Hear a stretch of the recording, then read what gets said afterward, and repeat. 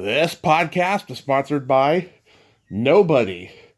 Hey dudes, welcome to Splat from the Past, the only 80s themed horror sci-fi show where things can get totally radical. Now today, I will be welcoming for the 10th time one of my closest friends I've met on the podcast. I adore her like an aunt. Terry Bolo is coming back on for the 10th time. We're going to nerd out on the entertainment of our youth, talking about film, television, and music. You know, she loves old Hollywood like I do, so there's probably going to be a lot of old Hollywood talk with the movies. And then I want to ask her about, getting to grow up in LA and in, the later years of her teen years, and then, seeing, the things that she saw. I want to ask her if she ever went to like, live tapings of shows and stuff.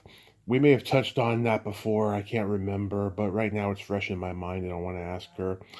And I can't wait. Like I said, Terry's like an aunt to me, and I just love it every time we talk. And I just adore her. I really do. We send each other these cute Christmas cards every year that are just so funny and so cute. Wish you could see them. But nevertheless, it's going to be another fun talk today. Once again, happy birthday to Steve Binder, the man, the myth, the legend, the man who is television history. Steve Binder, he turns 92 today. I mean, how, God, it's crazy. All the great work he's done. And he's got this gift of turning 92. I just adore that man. I adore his work. So once again, happy birthday, Steve Binder. So yeah, here is my new interview with Terry Bolo.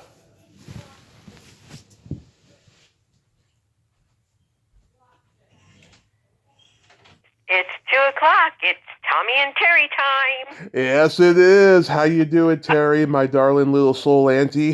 Hey, sweetie, I'm pretty good. Getting into the Christmas spirit here. Yes, indeed. And I'm blessed to say today is our 10th podcast together, and I feel so loved. Oh, congratulations, 10. Wow, I'm thinking it was maybe 8. Oh, that's exciting. Oh, wonderful. Yes. We've had such good times talking. We have, yes. And I'm so excited about this because we get to go further in depth about our viewing choices as children. Oh, okay. So going back in time, do you remember the first movie that impacted you as a child? Well, there's a couple things that come to mind. The first movie I ever remember seeing was, I think, Song of the South in a drive-in. I was pretty young. I just couldn't believe these images on the windshield of the car. Yeah. I was like, oh my God. And then on TV, Peter Pan with Mary Martin just really, really struck me, as a young child. And then, I don't think we went to the movies that much until we got a little older. Then we used to get dropped off, and we'd be there all day. Yeah. We'd watch a double feature twice. Yeah, the 10-cent movies or whatever it was. And have 35 cents for candy. Yeah. I remember you telling me about seeing Song of the South at the drive-in and how crazy that was. It was like a 10th anniversary re-release or something. Yeah, oh my God, yeah, like Back to the Future. When I saw that movie at 3.5, it gave me a deep appreciation for movies that I didn't know I had. Like, I always used to look at my parents' yearbooks and have that fantasy of going back in time and seeing my parents in high school and finding out why they're so fucked up and I'm so fucked up, I know. And see, you mentioned Back to the Future. My friend was Michael J. Fox's stand-in on that, and he got me some background work on it, walking around the town square. Yeah. And at Universal Studios. Yep. That was fun. You that was a really good movie. You could have been his stand-in. Yeah. You're little enough. Actually, I was on The Love Boat. I used to stand in for children, guest stars on The Love Boat. Yep. And when he was on it, and I remember he was just getting started. He was pretty young. And I remember, Michael J. Fox, who's this? And they did use me to stand in for him in some of the Love Boat scenes. Oh my God. So you did kind of stand in for him on the Love Boat. Yeah. Oh my God. That is crazy. Yeah. So I mean, The first couple movies I saw were like, The Shining and Cannonball Run, and like my first old Hollywood movie that I fell in love with and was obsessed by was The Wizard of Oz. And like when I got my vaccine shots at 4, like I developed this OCD where I just started singing along with all the songs and stuff. Oh, well, Wizard of Oz, they used to show it on TV every year, and so we always saw it in black and white. CBS, yeah. Yeah, and then you mentioned Cannonball Run. Was that with David Carradine? No, that's Cannonball. Cannonball Run was Burt Reynolds, Dom DeLuise. Okay. Yeah. Okay, yeah. I watched Cannonball recently, with David Carradine. My friend Belinda Belaski was in Cannonball, and she remembers working with Archie Hahn and David Carradine. She's got a lot of great memories from making that movie. Yeah, and then two other Groundlings. The director, founder of the Groundlings, Gary Austin, played a cop in it. Yep. And then another Groundling, Jim Lashley. I forget what he was in it, but he was in it too. So, and I'm like, I don't remember anybody talking about this movie back when we were in the Groundlings. Archie's in this movie with David Carradine. I mean, that's a big deal. Yeah, oh yeah. And when Ron Howard did Grand Theft Auto a year later for Roger Corman, and that was his first movie he ever directed. He was 22, 23 years old. Oh my God. And if you've never seen that one, see it. It is friggin' hilarious. Oh my God. Paul Link, who I interviewed recently, he was on Chips. He plays the ex-boyfriend of Nancy Morgan, who was John Ritter's wife at the time. Oh, and right. he's like a he's like a horse racer, right? So like when he gets the news that she's like running off with Ron Howard, he gets into the car in his horse jockey uniform with the helmet on and everything. It is so freaking funny what happens. And then this actor Jim Ritz, who's been in everything Ron Howard ever directed, because he had a couple roles on Happy Days, he plays a cop. He loses his car, and so he has to take the bus in his cop uniform. It's so funny. So Grand Theft Auto, Ron Howard was in it and directed it? Yes, he's the At star. 22. Him and Nancy Morgan, yep. Amazing.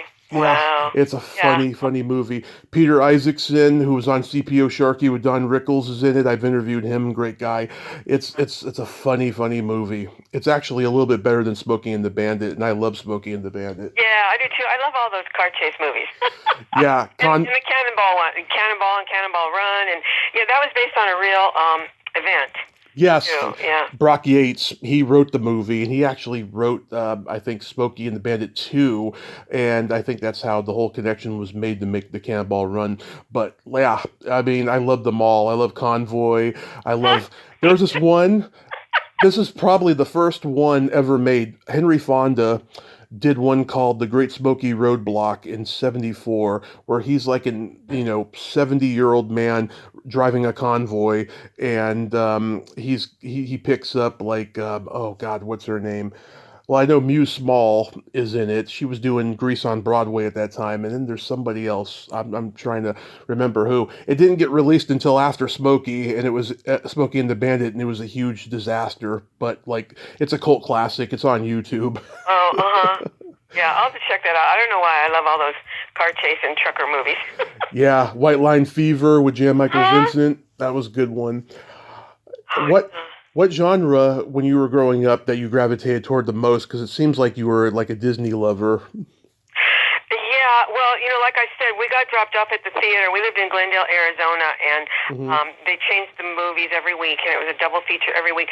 So we saw everything, even some movies that we probably shouldn't have seen, like Judgment at Nuremberg and Backstreet, stuff like that. But yeah, I love the Disney movies, and of course I was a big Haley Mills fan, and people used to tell me that I looked like her, so of course I loved her. Pollyanna. She was my soul sister, and I wanted to, like grow up and be an actress just like Haley Mills. Yeah, so I did love all the Disney stuff, definitely. Yeah, always had a crush on Haley Mills, especially when she grew up and she was the teacher on Saved by the Bell in the first season, Miss Bliss. Oh my God, really? Oh wow, that's cool. She was such a hottie, yeah. And oh my God, like I love comedy and horror. Those are like my two favorite genres. I'm curious. I know you don't like horror, but I'm sure you saw something like The Haunting with Russ Tamblyn and probably was terrified by it. I don't actually remember seeing that, but the one horror movie that really stuck out to me was House on a Haunted Hill. Yeah. They used that Vincent Price. Wright house that's in Los Feliz. Yeah, William Castle directed it. Yeah. And of course, I love Rosemary's Baby. That's one of them. Speaking of William Castle, it was one of my all-time favorite movies. And but what's interesting about that is there's no gore, there's no blood, there's no violence. It's just psychological. I can't remember how old I was. I must have been 8 or 9. I remember I left the living room for a long while, came back on, the House on Haunted Hill was on, and that skeleton is in the bathtub laughing evil like Vincent Price, and I was like, what is this? Oh. It sends shivers down my spine. Oh, yeah. Yeah, there are some really striking visuals in that, with the floating, what was it, a skeleton? And, yeah. And the whole thing's like a big put-on. They faked a couple of those things. There's a twist in the storyline that I don't really remember, have it really clear in my mind right now, but I remember there was some kind of a twist where it was like, it was all faked to scare these people. But we used to love to watch Twilight Zone and Outer Limits and stuff like that, when we were kids. We'll love to get scared. We'll get into television a little bit later, but oh my God. And speaking of Russ Tamblyn, I might have him on soon because he has a memoir out. Oh, fantastic. Well, of course, the first time I saw him was in Seven Brides for Seven Brothers. Oh, I got a funny story. I've heard him tell it in a few podcasts that he's done recently.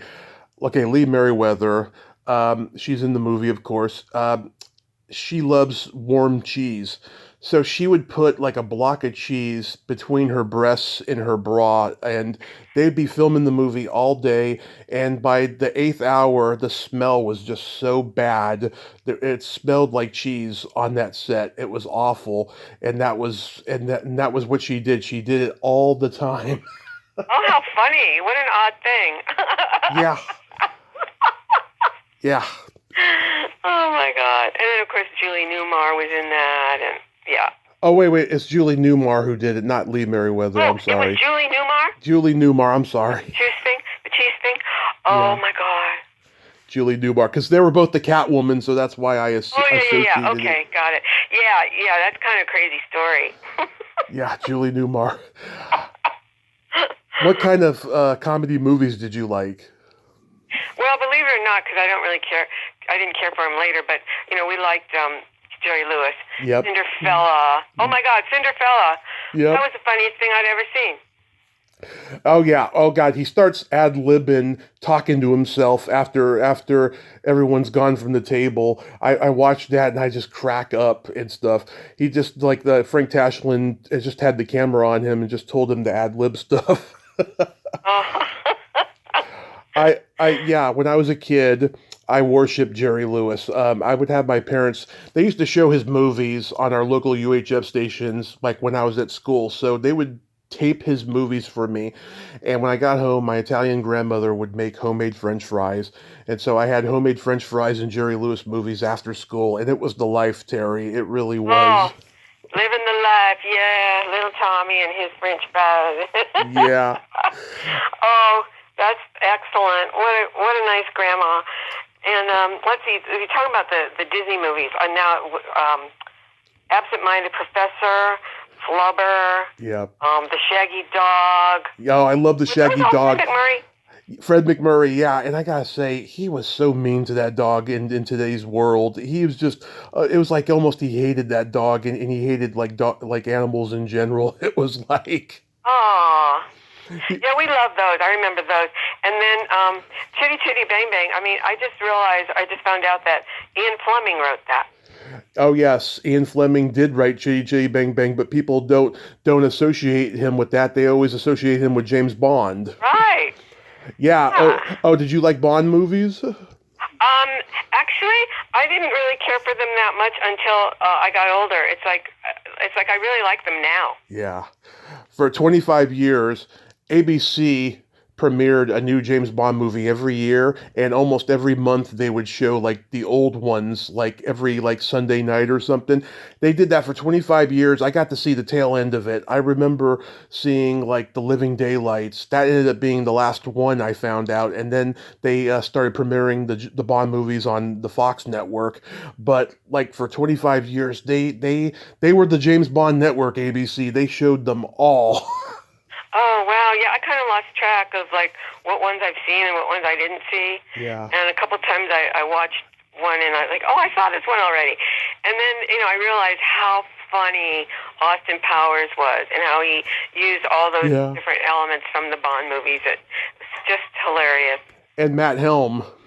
Oh, Matt Helm, yeah. Dean Martin, I love Dean, and just love those movies. Also, James Coburn in the Flint movies. Yes, yes. Michael Caine did the Harry Palmer movies. I was thinking about that the other day, about all the spy genre. Yeah. Yeah. Remember Modesty Blaise? Yeah. Monica Vitti. I remember I told my dad I wanted Modesty Blaise on DVD for Christmas back in the early 2000s when I was already out of high school and stuff, because my dad was still getting me Christmas presents all the time, right? And my uncle heard it, and my uncle was a kid in the 60s. He didn't register what Modesty Blaise was. He says, it sounds like a porn star or something. Yeah. Modesty Blaise. Yeah. But I got it though, and I loved it. And he got me one of the Flint movies too. I think it was in like Flint, the one where he's in outer space. Got that one. Yeah, and God, there was all these spy movies. It was a great time for it. And of course, on TV, you had Steve Forrest doing The Baron, and Roger Moore doing The Saint, and The Avengers. Yeah, I mean the spy genre was huge. And there is a spy podcast that I listen to occasionally called the Spy Hards podcast, where they interview people from spy stuff. They interviewed the what's her name? Luciana Paluzzi from Thunderball, who I'm going to reach out to when the new year hits, because it's the 60th anniversary of Thunderball. That's my favorite Bond flick with Sean Connery. Oh, really? I'll have to look for that one. It's great. There's like just a little subculture, for every interest. It's like a spy genre podcast. That's fantastic. And then, of course, The Man from U.N.C.L.E. It was all really big on TV, yeah. Well, when we first got TNT, when it first was launched in '88, they showed The Man from U.N.C.L.E. on there. That's how I first discovered it. And I knew Robert Vaughn as the villain in Superman 3 up to that point. So I was just like, oh my God, it's Webster from Superman 3. He's playing the good guy. Robert Vaughn, I have a story about him. He was mean to me. He came into the bar when I was bartending at the Admirals Club, and I learned to make Bloody Marys a certain way. Like the bartender who had been there a long time, he had a special recipe, and people really liked him. But there was a couple people that didn't care for him because they were a little on the spicy side, and I like spicy, so I don't know. I kind of made him a little spicy, and he got mad at me, and he threatened to throw the drink in my face.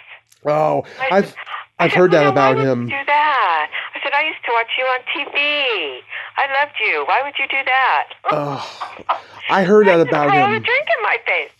Yeah, I heard he was very standoffish on sets, and he was kind of pompous, and he was one of those liberals who like moved out of the country, when Nixon got elected and stuff, but he acts like such a conservative though in his attitude, like towards people and stuff. Yeah, that was shocking. When you grow up watching people and then, you idolize them, and then you meet them in real life and they're awful. It's like, who else was like, I think I worked on, what was that, Matlock? And yeah. Andy Griffith, he was so grumpy. I heard that too, yeah. Everyone told me he was also standoffish or he was grumpy, yeah. And Mr. C, Mr. Cunningham, Tom Bosley. You go up to these people with a big smile on your face, and you expect them to be who you think they are, and they're just like the Grinch. Oh my God, yeah, it's awful. How long did you bartend for? How long? Yeah. About 4 years. It was my first and only bartending job. I was doing catering, and I would bartend at parties. And I thought, well, why don't I just do this for real? And so I went to bartending school, and I answered this blind ad in the paper. Remember those ads in the paper? Yeah. And it was the bartender West Side with a phone number. And I called it, and it was American Airlines, Admirals Club, and they hired me. Oh my God. Yeah, because back then you could do that. Anybody could get hired for anything back then. Now they just do the background checks. And oh my God, you yeah. jump through hoops galore. No, it's like I was really loving it at first, for a while. A lot of celebrities came in and everything, but I didn't make very much money. Nobody tipped because people who belong to the club, they pay their annual fee, and they get free drinks. So then, they don't even bother to tip either. And so it was a little annoying. But, I enjoyed it for the most part for a while. And then after 9/11, they let a lot of people go, and I was one of them. And I was kind of glad because I was getting ready to walk out of there. Oh, God. But yeah, I was a bouncer for 7 years, and God, Tommy, 7 years. Yeah, I saw everything, and I had a great experience in the first bar I worked at the first 2 years, and then there was a period where I was not allowed to work in bars because I call it my good reputation. It was bad for them. My good reputation of refusing to refuse service to a disabled woman got out, and I couldn't get a job for a few years. But those first 2 years, it was like Studio 54. I saw everything, lots of crazy shit that happened. I want to write a book about it, but I'm afraid of getting sued by my boss. It's stuff. Maybe if I wrote it as a novel and gave different names, maybe there's a chance I could get away with it. But I don't know. Yeah. What era was this? Are we talking about? 2007 to 2009. Oh. That's when I was there at that bar, and then 2012 to 14 is when I was at the second bar, and then there was like 3 years where I couldn't do it, but for 7 years, that was my trajectory. And where were you doing this? The Swinging Door in San Mateo, that's a legendary bar. Ronald Reagan announced his run for, I think, governor there back in the 60s, and Clint Eastwood stopped by there in the 80s, and there's pictures of both these guys on the wall there. And it went from being a fish and chips / dart game tournament place to being that and also an entertainment venue. We had karaoke nights, dueling pianos, rock bands playing there. It was great. Oh, so they really expanded their whole concept of what it is. Sounds like it was the place to go in town. Oh yeah, and the worst part about it is though the previous owner, he owned the bar part. He didn't own the whole building, so the new guy bought the entire building and got him out of there. And he's bitter to this day about it. And he really badmouthed the place when it got more successful than he could ever muster up. Mm-hmm. Which is sad. But yeah, it was a great experience. And then the second bar was more low key, but that's a whole nother story. Last time you were on, we talked about Westerns. And earlier this year, I rewatched Red River. Oh my God. I cannot believe how well it holds up, and I can see Tarantino's influence of Howard Hawks. It's a talking heads movie of mundane conversations, and you see maybe a total of 10 minutes of action the entire 2.5 hours. It's a great movie, and Montgomery Clift playing John Wayne's son reminds me of a millennial you would see today. The way he hates his father and how he disapproves of his values being different than his. It's kind of like the millennials who took his statue down at that college, Oh yeah. Oh, Montgomery Clift. Oh my God, he was such a wonderful actor. Yeah. I read. And Tarantino. Tarantino is. He just, I love the way he loves movies, and he just gushes about, everybody that he loved and was influenced him and all that. I read his book, Cinema Speculations, I think it's called. Yes. And, yeah, it was really interesting, fascinating to read about how everything just influenced him, and you can see it in his work. It's great. I really enjoyed reading that. Yeah, it's a great Western. And then, I love the Bogart and Bacall noir films like The Big Sleep. A couple of years ago, I interviewed that child actor who was in all those commercials in the 70s, Mason Reese, and he told me his mom was that young femme fatale that was briefly in the movie. I was like, really? He's like, yeah, that was her first movie, and she was like 20 years old or something. I'm like, wow, I did not know that. And it makes me think, wow, who does he look like? More like his dad? Because she was gorgeous. What's her name? I have to look it up right now as I'm talking to you.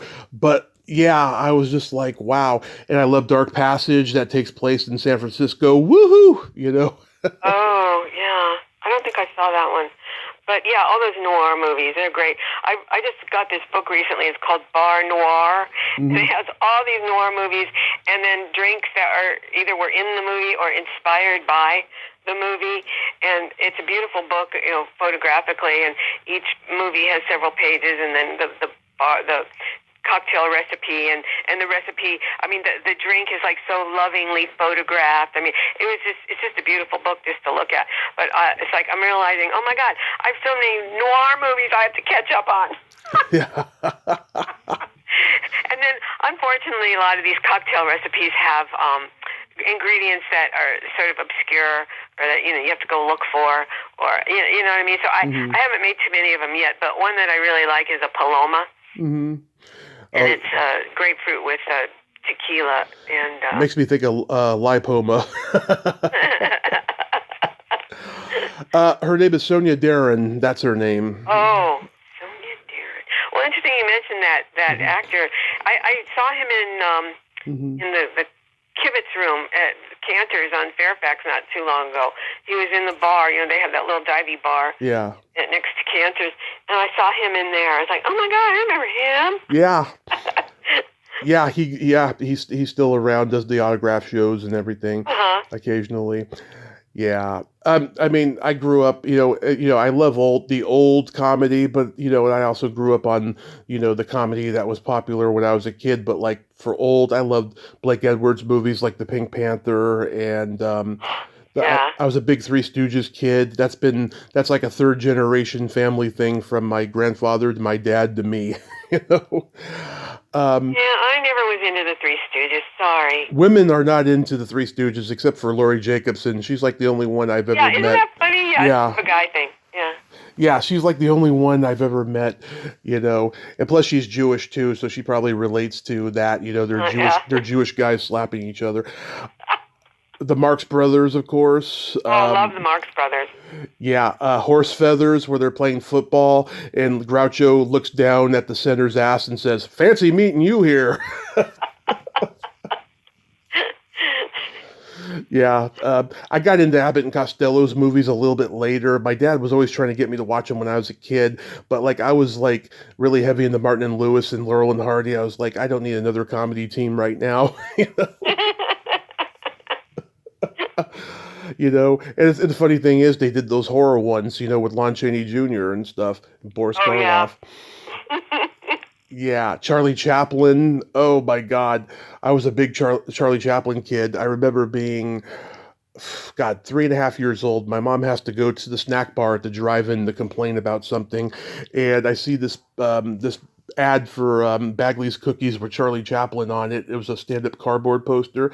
And I was like, "Hey, Mommy, I want a cookie just like that man has." And she's like, "You don't get a cookie. I'm mad." That was the first time I saw him. And then when TNT came, I saw, the Charlie Chaplin Film Festival, and I would watch it all day. I got to see all the classics. Yeah, I watched several of his movies recently, and they're just so incredible. He really was groundbreaking, and one time he was like the most famous person in the world. Yeah. Yeah. Oh yeah, I've only gotten into Harold Lloyd recently. Oh yeah. Edie Adams' son, Josh Mills, is a friend and guest of the show. He interviewed on his podcast Suzanne Lloyd, who's his granddaughter that he raised, and she said that her grandfather did not like television. He thought it was going to be like a passing fad, and so he never gave the rights to his films to be played on TV, and he screwed himself over because he missed out on generations of fans keeping his legacy alive. And I was like, that's why I didn't see them when I was a kid. I didn't see them on the video store shelves either, and I always knew about what was it called, Safety Last or Safety First, when he's like hanging off the clock tower. I always knew about that one because when Christopher Lloyd's hanging off the clock tower in Back to the Future, it was a little in joke that another Lloyd was hanging off of a clock tower. There's another movie he did called Movie Crazy. Yes. Very funny, very funny. And isn't it interesting how he dismissed television, and that's how people thought of the movies at first too. Oh, it's just a little amusement, for poor people or whatever. Nobody paid much attention to it, and until and that's why it's like I read this book called Empire of Their Own about the Jews creating Hollywood. Oh yeah. And it's like nobody thought anything of it, and they just saw this opportunity. Yeah. And they took it and ran with it and made it into an art form. I know, that's the ironic part. They were doing it for profit, and incidentally, they made it into an art form, and they created art for profit because they didn't get advice from test markets and lawyers and all that crap that's going on today. The corporate world of filmmaking that we have today, they were just making it up as they went along for profit, and it worked well to their advantage. Yeah, it sure did. That book is fascinating. Yeah, it's interesting. When you were growing up, whether it was in Arizona or LA, did they have a variation of the $1 Million Movie on? Oh God, yeah. They would show the same movie every day. It was called The $1 Million Movie. Yep. Yeah, and we watched a lot of movies. And let's see, one of the ones we loved was Damn Yankees. Yep. And every day we watched the same movie. Yeah. Do you know why they did that? Because back then, everyone thought that television was a passing fad, was a passing fad. So they had trouble getting licensing to show these films. So they would show the same movie over and over again until they got a new one. That's something, and we loved it. Yeah. Well, let's watch it again. Yeah. Because the major networks, they would show, like we said before, Wizard of Oz on CBS like every Easter or Thanksgiving, right. And Sound of Music was on NBC every Easter, and then ABC. So that's going to be on the 15th, Sound of Music. Yes, and then Ten Commandments was on ABC every Easter, so that's what they would do. That was their rituals that they had every year. Right. And of course, It's a Wonderful Life was in the public domain, so everybody showed it. Right, yeah. I've seen that enough, I think. Yeah.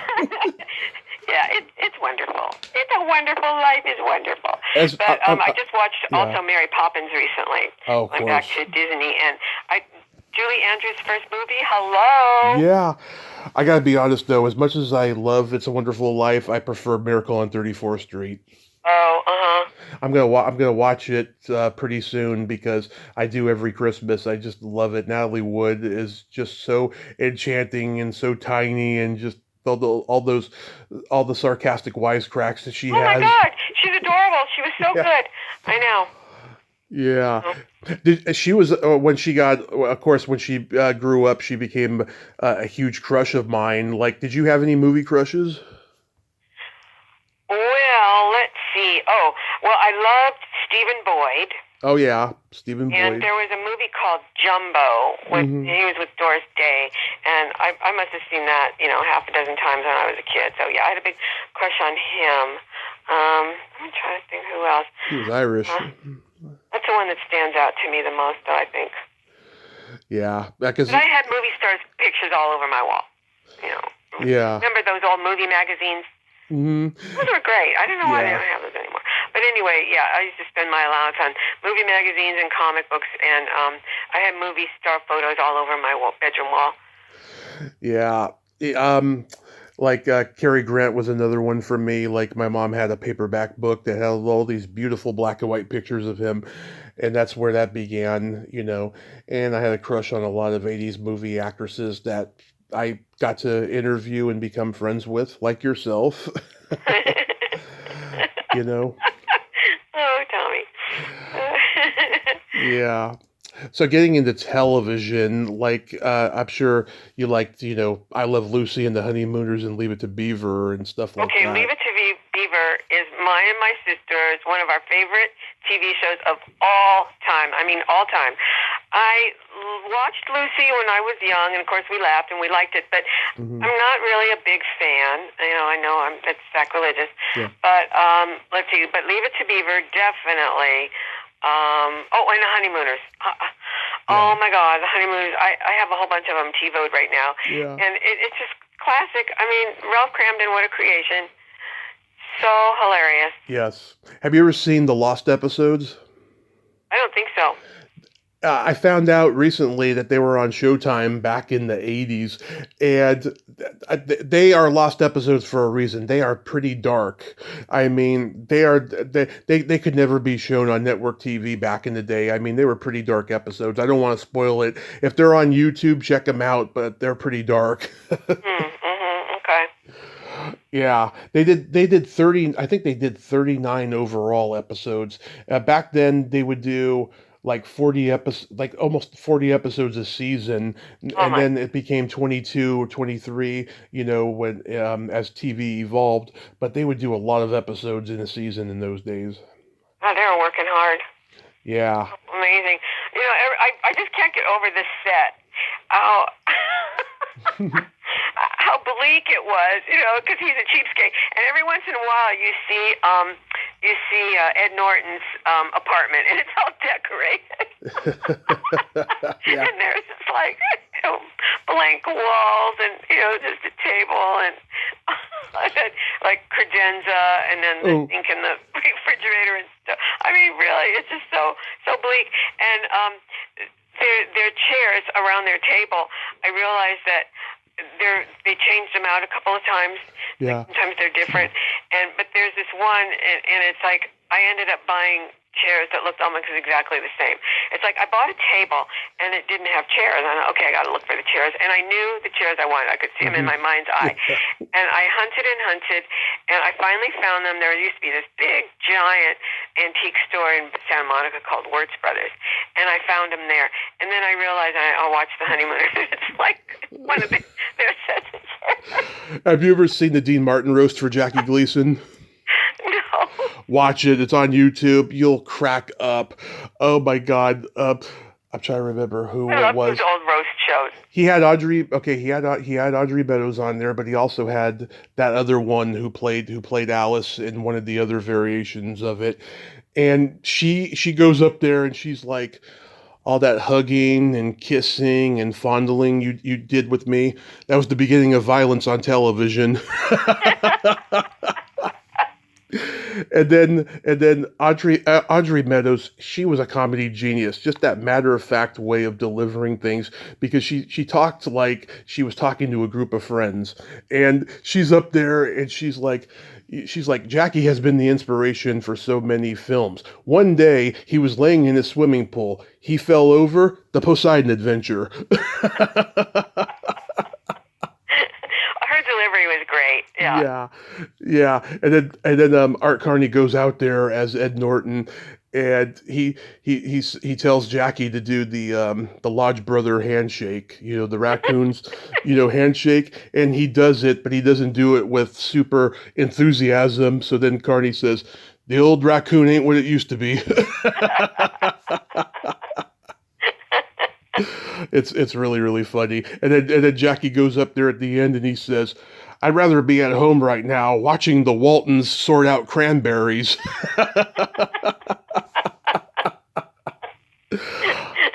That's great. I love it.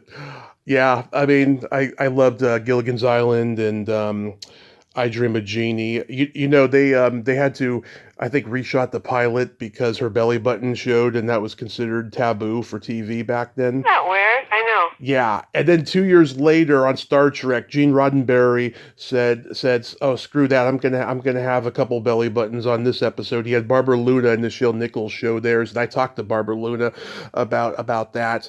And then next thing you know, it was okay to have belly buttons on TV. And then when Gene Roddenberry did the pilot Genesis 2, Mary Hartley had two of them. Yeah. Two belly buttons. Yes, it was actually on our Creature Feature show recently here in the Bay, and I remember her doing an interview, and she said that her husband was turned on by it. Freak. Yes, I love it. Oh my God, that's so funny. I love it. I know TV was so much fun. Well, I loved The Addams Family. Now, The Munsters, I watched it and I enjoyed it, but to me it was just like a cheap imitation of The Addams Family. To me, The Addams Family was it. Yeah. As in it. Yeah, and I loved Cousin It. Yeah, I love the Addams Family. I've seen let's see, one of the movies, I think, and I watched a little bit of Wednesday. I don't know. I'm just a purist, you know. I need to watch Wednesday. I'm just curious to see it. That's all. Even though I know it's not going to be the original. I like her a lot as an actress. I think she's really interesting. But I'm just a purist when it comes to the Addams Family, and I love the TV show. Me too. Loved it. I saw the movies with my dad in the theater and stuff, and I love the Addams Family. Batman. Love Batman. I was crazy about Batman. Yeah, Batman. I had a little stamp that said "Protected by Batman," and I stamped everything I owned. Yeah, and they say that Batman is also another boys thing. I know a lot of girls who were into Batman back then. Yeah, I really liked it. I remember. Yeah, the Monkees. I was. Oh God, I think I told you this. My sister and I got to vote for the Monkees screen test. I can't remember. We voted for the Monkees. Yeah, there's this place in LA called the Preview House, and they used to screen new TV shows, and they would have, go out to grocery stores and get people, invite them to come and see, new TV shows, and you get to vote for them and give your opinions and everything. So we voted on the Monkees. Yeah, we love the Monkees. We used to see Mike Nesmith in a club that our uncle sang in a folk club in West called Ledbetter's. Yeah. And he used to sing there, and he had the wool hat then. And and then I remembered Mickey from Circus Boy, and I knew about Davy Jones. I knew that he was in the musical Oliver on Broadway, and a lot of people don't know this, but he was on Ed Sullivan the same time the Beatles were. Yeah. Doing a musical number from Oliver. And then Peter Tork, my sister and I really liked. But there was one other guy, so we voted for three of them. And we voted for another guy who happened to be friends with all of them and stayed friends with them and worked with them in their recordings and stuff. But he didn't get cast. His name was Bill Chadwick. Yeah. But we voted for Mike, Davy, and Peter, and then Bill instead of Mickey. For some reason, we liked Bill better. But, we picked 3 out of 4. Oh, that's great. Yeah, I mean, I talked to Mickey's sister a couple of years ago. They were doing the last stop on the Monkees farewell tour just before Michael died. She was wonderful. I loved talking to her. She was in her hotel room about, we talked about 30 minutes or so before showtime. And then Michael Nesmith's mother invented whiteout. Yeah. Wow, amazing, isn't it? Yeah, she was like doing her nails at work, and she's like, I wish there was something where you could paint over a word that you messed up on because you can't erase it, Well, it was so hard to try to erase. I mean, I remember typing classes in school, and it was considered a no-no, but it was hard to do, and sometimes you'd wear away the paper, and it was awful. And so that was a brilliant. I think she was using poster paint. Mm-hmm. And it was a brilliant idea. And then, of course, now they have those little strips that you kind of wheel along, and kind of like a little strip. Yeah. You can cover it over with or something like that. But yeah, amazing. I saw the Monkees live in 1997 at Candlestick Park. They were doing a 10-song set before the Giants game. I was just walking on air. I never thought I was going to see them, up close like that. And there was only 3 of them. Michael wasn't there, of course. And after the show was over, they drove off the field in a Cadillac. People dismiss the Monkees, but even though they were manufactured, kind of put together for a TV show, they were actually all pretty good musicians. And, oh, yeah. Their songs were good. I always liked the Monkees. I tried to watch the show a few years back, and it just seemed very silly. Oh, I love it, though, especially the first season. The second season, you could see that fame was getting to them, and it just wasn't the same. Mickey changed his hair. It got all curled, and it was the same show, but just different in tone, I feel. There's a couple good ones. They did a Christmas episode in the second season with Butch Patrick playing a spoiled rich kid, and they teach him the true meaning of Christmas, and then they end by doing the Spanish Christmas Carol, which you can find on YouTube. Oh, well, we loved it back in the day. We were just big Monkees fans. Yeah, Davey was a cutie. I had a crush on him too. Oh yeah, yeah. I think he was everybody's favorite. Well, Peter, the girls liked Peter too. Oh yeah, yeah. Oh, I've heard that when people used to meet him at meet and greets, he was very nice to the girls, but a jerk to the guys. I don't know. I never met him. Do you watch like the Time Tunnel or Lost in Space? Those weren't real big with me. The sci-fi stuff. I'm not really that. I was never really that into. Yeah, they came to mind because they were both shot next door to each other at 20th Century Fox television. Yeah, because I've talked to Marta Kristen. We talked about Lost in Space, and she told me about being next door to them, and Batman and the Green Hornet and all those great shows. 77 Sunset Strip. Oh God, yeah. Most people don't remember that show because I don't think it got like a syndication deal after it was canceled. Yeah, that's too bad. There were a few interesting shows like that back in that time, like Hawaiian Eye, Naked City, Naked City. Oh yeah, That had been a movie in the 40s with Howard Duff, and I can't remember the older actor's name, but it was a movie first. And then there was The Defenders with E.G. Marshall and Robert Reed. Those shows just didn't get a second life until probably the internet. Yeah, Me TV is pretty good, but they're kind of stuck in a certain era. I think they should expand a little more. But something else just jumped into my mind. Do you remember Gardner McKay, Adventures in Paradise? No. Oh, he was a hottie. Gardner McKay. I gotta look that up. No. Yeah, there was a lot of obscure shows. Like a made-up name. Yeah, exactly, like an alias, like when George Costanza does Art Vindelay on Seinfeld.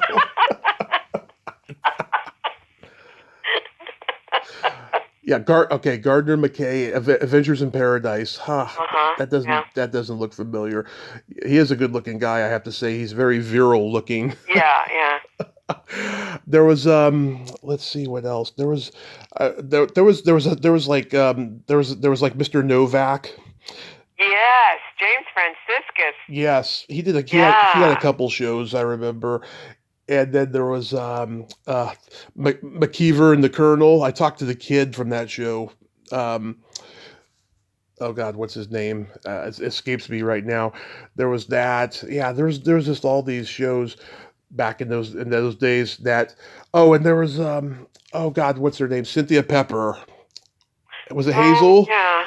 Hazel? Is that what I'm thinking of? No, Hazel was Shirley Booth, the maid. Okay. Cynthia Pepper. What was that? Johnny Iman was on McKeever and the Colonel. Let me look it up here. Yeah, Cynthia Pepper. Yeah. I wanted to get an interview with her for the longest time, and a mutual friend of ours told me that she's starting to charge for her interviews now that she signed with this new manager, Margie. That's what it was. Not My Little Margie. No, it was Margie, 1961 to 62. Okay. Yeah. My Little Margie was another show, something else. Yeah. I forget who was in that. And Dobie Gillis. Oh my God. Dobie Gillis. Oh my God! I remember one time Bob Denver as Maynard Krebs. He's like failing in school, and he has to take these makeup tests. And like William Shallert's, the teacher, and he says, "Mr. Krebs, why do you give up so easily?" And he says, "American know-how." What a character, Maynard G. Krebs. Oh, and Warren Beatty used to. I think he had a. Yes. He was Chatsworth's cousin. Yeah, a running role on that. He wasn't on it every week, but yeah. Al Franken's cousin, Steve Franken, was Chatsworth. He was great. Everything I saw him in, he would just. Oh, Steve Franken. Yeah, he would always make me laugh in everything I saw him in. I saw him play a rich drunk in a Pink Panther movie. I saw him in a couple Jerry Lewis movies where he played his friend. Wasn't he the waiter in The Party? Yes, he was. Drunk waiter in The Party? Yes. Oh my God. Steve Franken was. He stole the movie from Peter Sellers. He was the waiter in The Party. That's right. Isn't it funny how great that movie is and how loved that movie is? But you couldn't make that movie today because it would be considered racist. You can't. You would have to get an Indian actor, but it wouldn't be as funny because it wouldn't be Peter Sellers. Yeah, me and Jennifer Edwards talked about that not too long ago about how you couldn't do that movie today. And about, I would say, a good portion of that movie was all improvised and ad lib. The script was 70 pages, and most of the movie was improvised. Oh, so good. I love that movie. That is such a great movie. Oh my And God. somebody said, "Well, you don't feel sorry for the guy. I mean, he gets the girl in the end." Yeah, exactly. I'm curious, as you got older, like in the 70s, did you see a lot of shows and go, man, these kids today, they like weird stuff? Well, in the 70s, let's see, I was in my 20s. Yeah. Oh, I just saw this meme on Facebook. It was much more fun being in my 20s in the 70s than being in my 70s in the 20s. That's great. No, I was still very much, I was kind of like Quentin Tarantino, only, I loved all the movies he loved, but he was a lot younger, right, watching all those movies. But I was going to movies all the time because in my late teens, early 20s, I was working in movie theaters, and then I got involved in acting and theater, and so I was seeing movies all the time, and it was a great time for movies. Late 60s, early 70s. I must have seen Bonnie and Clyde, a dozen times, and that's going and paying in a movie theater. One of my favorite movies of all time is Bonnie and Clyde. Yeah, Bonnie and Clyde. Oh, yeah. Oh. Yeah, we're crazy about that movie. It's a great movie. So that whole genre, that whole era of movies, late 60s, early 70s, it was just fantastic. How old are you? 36, and then Gene Wilder, he's like dumbfounded by that. Yeah. Oh my God, his face. Oh my God, his face. I interviewed his widow this summer. Because the documentary is out on Netflix. It's a great documentary if you haven't seen it. It ends really sad, though, talking about his dementia and his later years and stuff. But it's a great documentary I recommend. Yeah. Yeah, oh my God, I loved all of Wilder's movies. She was really shocked at how much of an enthusiast I am of Wilder. He was like one of my heroes growing up. Yeah, he's great. Did you go to like any live tapings of sitcoms or variety shows before you ever worked on TV? Not too often, but when we had first moved out to Los Angeles, I guess I was like maybe 15, 16. Somebody got us tickets to go see the Dean Martin show. Oh, yeah. And oh my God, that was like the best thing ever. Yes. I'll never forget it. It just made such an impression on me to go onto a studio lot and sit in an audience of a TV show, and but I didn't go to very many. But then I started working, on sets. So then I didn't go to too many tapings after that because it's too much like a postman's holiday. I gotta say, I saw Conan O'Brien live taping in 2016. And I wanted to go to like a sitcom taping, but then people told me, no, you don't want to because it's 8 hours of seeing the same scenes over and over again. It gets really tedious. People start to leave after a while. It's the worst. And I'm like, okay, then maybe I don't, but it's a good fantasy to have, It is rough because it doesn't, they don't just run through it. It's like they do, each scene over and over again. And, it gets very boring. But I remember I heard Jim Nabors being interviewed one time about his working on what did he do? Well, he started out on the Andy Griffith Show, right? Yeah, and then Gomer Pyle, Yeah, so they couldn't understand why he made so much money working 30 minutes a week. Yeah. Yeah, if they only knew how long it takes to do that. Yeah, his name came up earlier. I was doing a history of Christmas on TV with Mitchell Hadley, who's a historian, and we talked about, all these like country singers having their own, Christmas special every year. Him and Jim Nabors and John Denver and Andy Williams and Perry Como and all these guys. I love all those. Yeah. I love all those old Christmas specials. Yeah. Great, yeah. We're talking about those. And we're talking about Rudolph the Red-Nosed Reindeer. Just aired on NBC for the first time in 50 plus years. And it's going to be on again tonight, actually. The stop motion? Yeah, the Rankin Bass. Yeah. There's a really good book out about the Rankin Bass specials. This guy Joel Goldschmidt wrote it, that I found out about. So, getting into music, do you remember the first album you were ever given, or maybe bought with your own money? I think the first 45 record we got as kids was Stevie Wonder, Fingertips. Oh, yes. So he was like 13 years old playing the harmonica. Mm-hmm. And so that was the first record we bought. And I think probably the first album we got was Meet the Beatles. Yes, my parents had vinyl records of Beatles albums like Rubber Soul, which is still a favorite of mine to this day. Um, yeah, they had the Beatles, Stones, Beach Boys, Carole King's Tapestry, Fleetwood Mac's Rumors, uh, any Rod Stewart stuff, Captain Beefheart, the Trout Mask Replica album that has Old Fart at Play on it. Oh my God, from the time I was like 5, I had that whole song memorized. Now I can only remember half the words to Old Fart at Play. Some of the young kids today are into 70s music and buying vinyl. It's like my great nephew, and then some of my like second and third cousins. They're late teens, early 20s, and they're buying vinyl. And they're into Bowie and Fleetwood Mac, and it's like, wow, kids, hey, yeah. That was some good shit. Vinyl has made such a comeback. There's nothing like. It's amazing. There's nothing like that stinky, musky smell of benzene or whatever it is that they use. It smells great. Acetate.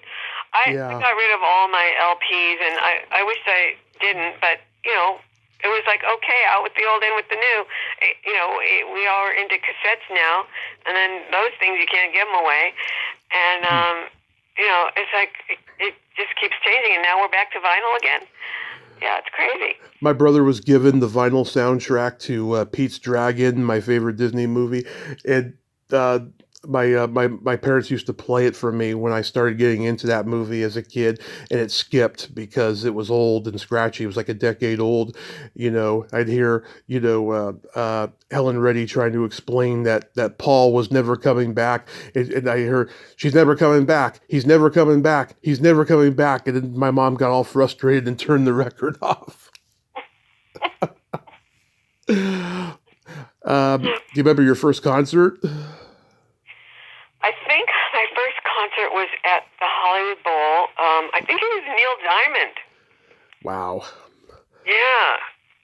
Solitary Man. Oh, that was a big hit. Yeah. Oh, we loved him. My dad saw Neil Diamond open for the Stones in '66 at the Cal Palace. He got booed off the stage. Oh, no. Oh, that's terrible. Oh, a lot of people don't know this, but Neil Diamond and Barbra Streisand knew each other when they were young. They kind of grew up together. Oh, yeah. They're like the same age from the same part of New York, actually. Yeah. Yeah, Barry Manilow was Bette Midler's piano player. Did you know that? Oh, yeah. Now that you mention that, I remember that. Yeah. Yeah, when I think of these adult contemporary people, that's all these people come to mind. And then he was the commercial jingle songwriter before he. Oh yeah, he did. Known as a rock and roll star, yeah. Richard Marx did that too. When he first got to L.A., he couldn't get discovered as an artist, so he was doing like commercial jingles, I think, and he was writing songs for other people and stuff. Yeah, like the Monkees and Steppenwolf at the county fair. Those were like my two earliest concerts, but my first real legit concert was Alice Cooper. I saw him in 2000. Oh my God, he is a showman, and he gets killed at the end of every show. Oh. That guy, when he came to LA with his band in the late 60s, they got to experience history. They were like opening for Pink Floyd at the Whiskey a Go Go, and I think Led Zeppelin also, and they got to rub shoulders with just everybody in the industry. And I mean, he really started that whole shock rock and that horror rock genre. I mean, before Ozzy and Kiss and there was Alice Cooper. Yeah, if it wasn't for Frank Zappa, he probably wouldn't have been as successful as he became because he signed the band. They did 2 albums with him, and then they struck out on their own. God, he's still going. He's still touring. He does, all these great songs a night. I mean, he takes good care of himself. He hasn't had a drink in over 40 years. Oh wow, and that's fantastic. Yeah, God. he's a showman. Yeah. Do you remember your first makeout song? No, because I didn't make out much. I remember mine. It was Janet Jackson's Love Will Never Do Without You, and that led to my first heavy petting experience, which was fabulous.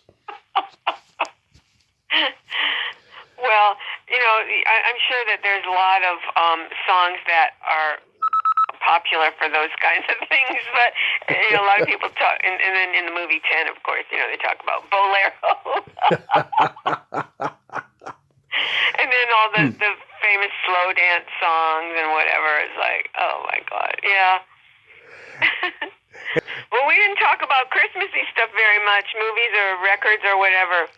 We've talked so much about Christmas stuff before. Oh, okay. I will bring this up though. I don't know if you know this, but Kip Brown has a new Christmas album out by his band, the Hollyberries. Oh, uh-huh.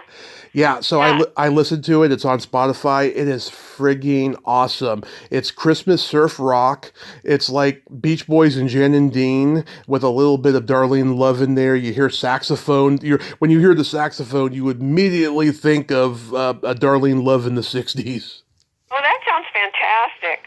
And then, of course, one of my favorites is Phil Spector Christmas album. Oh, yeah. Oh, yeah. That's a classic. I was never a big fan of what's-her-name's Christmas album, Mariah Carey. In fact, I remember Norm Macdonald on Saturday Night Live was doing Weekend Update, and he said, Mariah Carey has a new Christmas album out. Happy birthday, Jesus. I hope you like crap.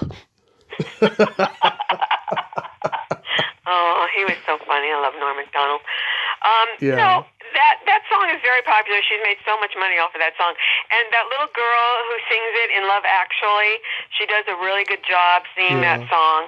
And, it's a fun song. And then there's the Kelly Clarkson song sounds to me like it's trying to, rip it off.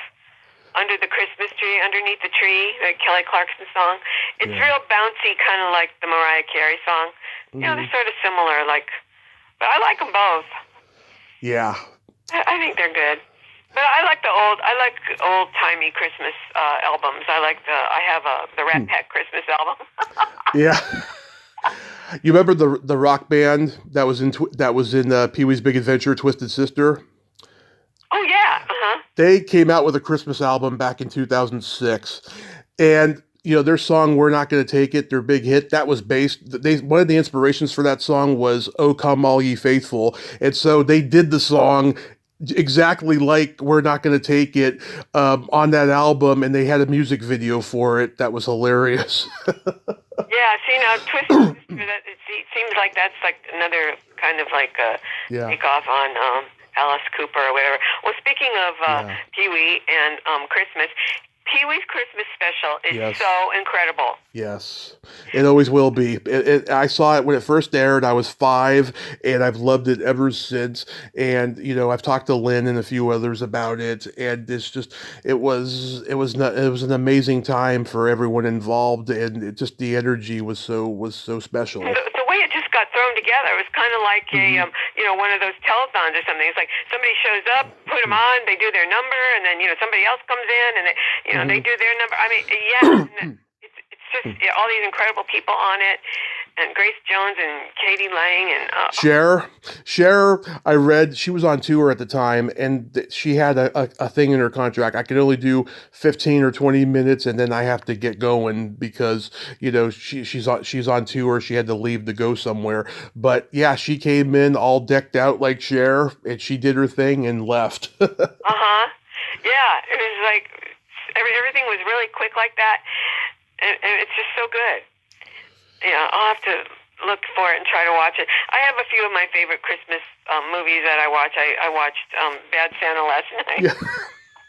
I love that naughty side of you, Terry. I love it. I'm going to watch it. I worked on that movie, but I got cut out. You can't see me anywhere. I was in the department store. I know. When he tears apart the manger scene. Oh, here's one I have to recommend. I just saw it last week on Tubi.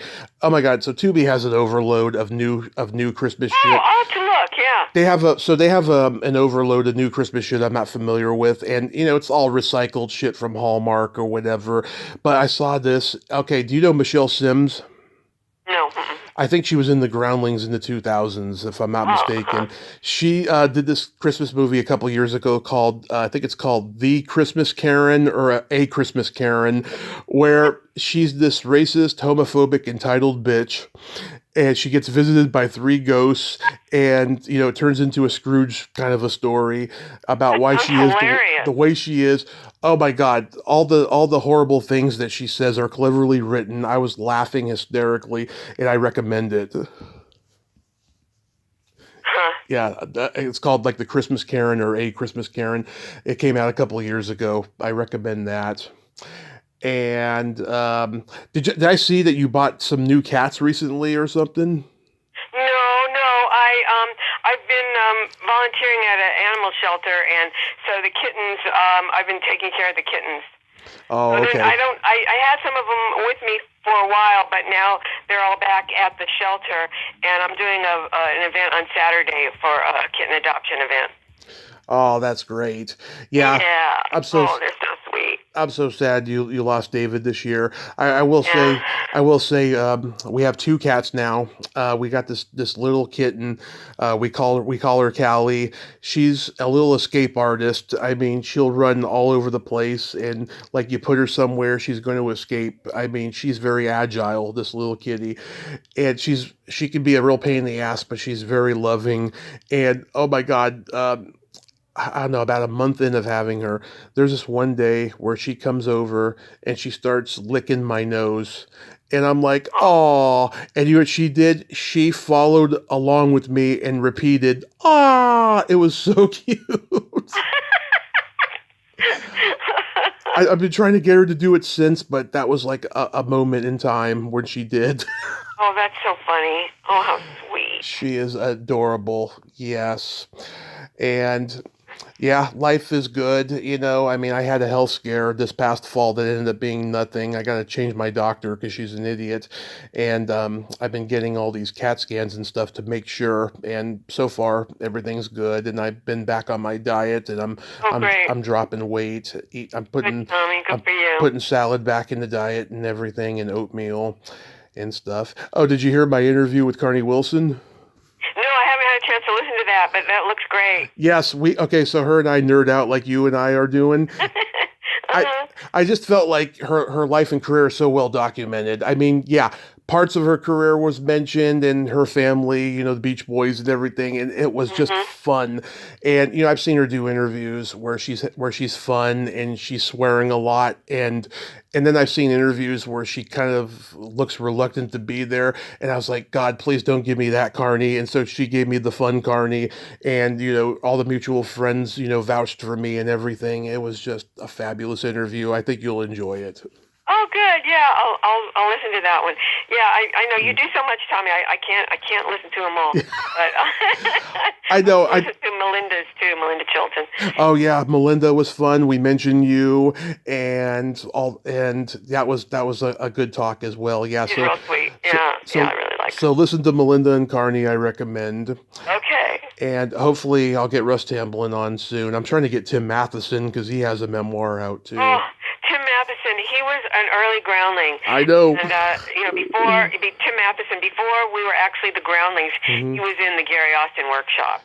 And he was established already. He had been working since he was in his teens because he did Johnny Quest. He was on Leave It to Beaver as a little boy. Yes, and Johnny Quest, and he did Yours, Mine, and Ours with Lucy. Yeah. Oh, he's just a dreamboat. Yeah, I love Tim Matheson. Yeah, he was really, really great to work with at the Groundlings. Awesome. Here's a couple jokes for you to close this out. Okay, what kind of meat does a priest eat on Friday? I don't know. None. It's a nun pun. Oh my God. Did you make that one up, Tommy? No, you know where I got that from? The Cheech and Chong movie, Up in Smoke.